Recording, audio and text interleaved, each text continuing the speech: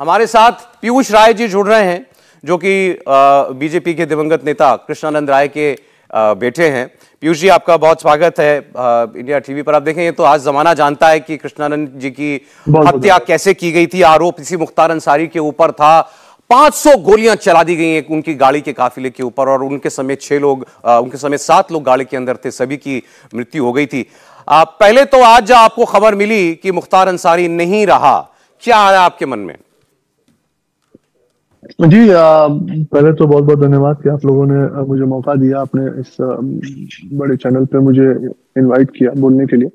सबसे बड़ी कल रात में जब आज 8:30 बजे ये सूचना आप लोगों के द्वारा पुष्टि की गई कि मुख्तार अंसारी को वहां के डॉक्टरों ने हार्ट अटैक से मृत्यु घोषित किया है, तो देखिए कहीं ना कहीं ये जो संघर्ष आप अपने जीवन में किए रहते हैं और जो संघर्षों का आपने त्याग और बलिदान दिया रहता है, तो जब उसका आपको फल मिलता है और वो फल जब आपके अपने आराध्य से मिले और अपने भगवान से मिलता है, तो कहीं ना कहीं एक बहुत खुशी अपने मन में होती है।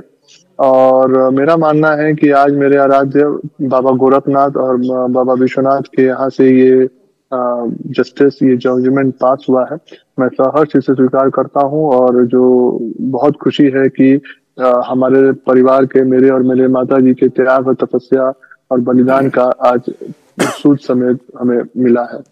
पीयूष जी, देखिए, किसी भी बेटे के लिए बहुत तकलीफ दे होगा कि मैं आपसे कहूँ, मैं चाह रहा हूं लेकिन कि आप दर्शकों को बताइएगा कि आपके पिता की हत्या कैसे की गई थी, क्यों की गई थी आखिर उनकी हत्या, क्या बिगाड़ा था उन्होंने इस शख्स का?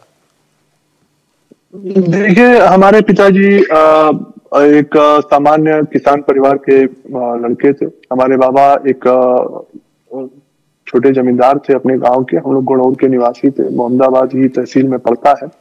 सन 1985 से मुख्तार अंसारी के जो बड़े भाई हैं अफजाल अंसारी, वो वहां से चुनाव जीतते आ रहे थे। विधानसभा का चुनाव था। पहली बार हमारे पिताजी ने 1996-97 में इनके भाई को चुनौती दी, जहां महज करीब 12 या 14 हजार वोट से मेरे पिताजी चुनाव हार गए थे, दूसरे नंबर पे थे। और उन्होंने अपने क्षेत्र में इनके आतंक और इनके आतताइयों के जुल्म के खिलाफ जो आवाज बुलंद की थी, उसमें लोगों का प्यार, उसमें लोगों का आशीर्वाद मिलना शुरू हुआ, जिसके कारण 2002 में इनके भाई को करीब 8,000 वोटों के मार्जिन से हरा दिया हमारे पिताजी ने। तो कहीं ना कहीं उस समय इन लोगों को ये लगा कि एक जो राजनीतिक विरासत इनकी जो सन 1985 से चली आ रही है, वो कहीं ना कहीं खतरे में पड़ जाएगी। कहीं ना कहीं इनका वर्चस्व कम हो रहा है, इसलिए उनको ये लगा कि इसका सबसे आसान तरीका है कि ऐसे लोग जो इनके वर्चस्व को कहीं ना कहीं चुनौती दे रहे हो, उनको अपने रास्ते से हटा दे। उस समय तक आप ये समझ सकते हैं कि बनारस के सबसे बड़े कोयला व्यवसायी रहे रुंगटा जी का अपहरण का मामला इनके पे लग चुका था। उसमें भी सीबीआई ने इनको क्लीन चिट दे रखा था। इनके खिलाफ उस समय के कोई बाहुबली हो, कोई आवाज बुलंद नहीं करता था। तो मेरे पिताजी ने सोचा, जब अपने जनमानस के सर्वधर्म के लिए काम करना है और अपने जनमानस को ऐसे आतताइयों के खिलाफ आवाज अगर बुलंद करनी है, तो कोई ना किसी को तो आगे बढ़ के कदम उठाना ही है। और वो उठाए कदम जब इनको अपने चुनौती के रूप में लगे और जब ये हार का सामना करना पड़ा, तो इनको ये लगा कि अब इस व्यक्ति को रास्ते से हटाना ही पड़ेगा, जिसके चलते इन्होंने हत्या की। और हत्या ही नहीं की, एक बर्बरता पूर्वक करीब 400 राउंड गोलियां चली। और समझ लीजिए गोलियों का ये असर रहा कि बसनिया चट्टी पे बसनिया चट्टी से करीब 1.5 किलोमीटर आगे ये हत्याकांड को अंजाम दिया गया। और वहां से गोली जो चली, जो 1.5 किलोमीटर आगे तक चल रही थी, बसनिया चट्टी के एक स्कूल की बच्ची को भी वो गोली रिकॉयल करके आके लगी थी।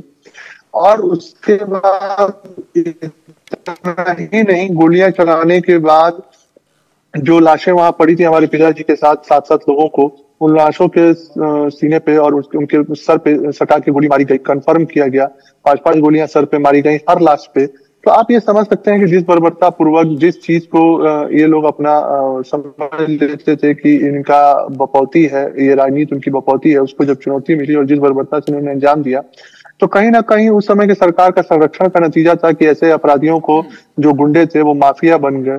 और उस समय के सरकार ने इनको इतना परिचय दे रखा था कि जो भी गवाह थे, उनके घर के बच्चों को ये लोग अपहरण करके अपनी गवाही तोड़वाने का काम करते थे, जिसके चलते कई मुकदमों में ये लोग बरी होते चले गए।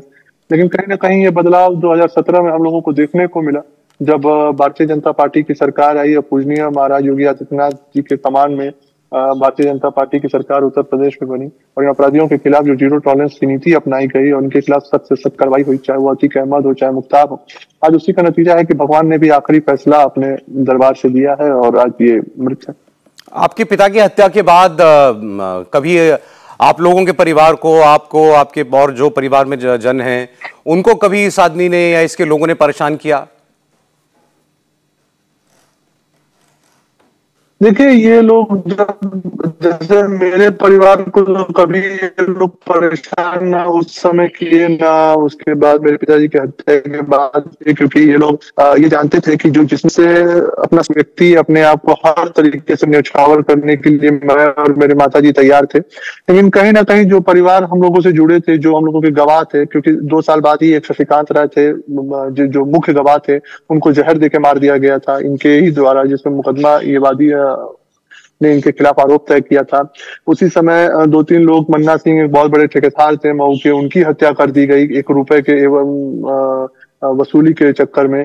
तो कहीं ना कहीं जो लोग हम लोगों से जुड़े थे, उनका संरक्षण देना, उनको सपोर्ट करना, उनका सुरक्षा करना भी हम लोगों का दायित्व था, जिसमें कहीं हम लोग सफल रहे, कहीं हम लोग विफल हो गए, क्योंकि इनके साथ साथ उस समय की सरकारें भी इनको जी, जी। पीयूष जी, आपकी आवाज साफ नहीं आ रही है, लेकिन आपने जैसा बताया और आपने बताया कैसे बर्बर तरीके से कृष्णानंद राय जी की हत्या की गई थी, 400 राउंड गोली, उसके बाद मृत्यु के पश्चात भी उनकी बॉडीज के ऊपर, सर पर सटा करके फायर करना, ये दिखाता है कि क्या क्या बर्बरता थी। धन्यवाद, आपने हमको समय दिया, बहुत धन्यवाद पीयूष जी। कृष्णानंद राय जी के बेटे पीयूष राय हमसे बात कर रहे थे।